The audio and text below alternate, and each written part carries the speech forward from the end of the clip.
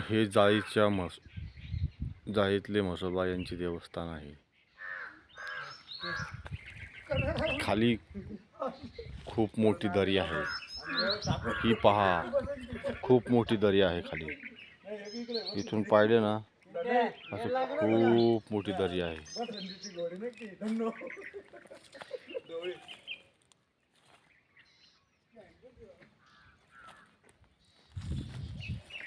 बघा हा उगवता सूर्यनारायण.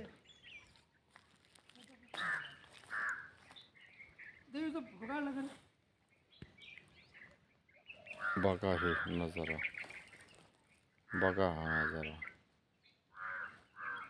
हा बघा खूप लांबच लांब समुद्र आहे, धुक्याने भरलेला.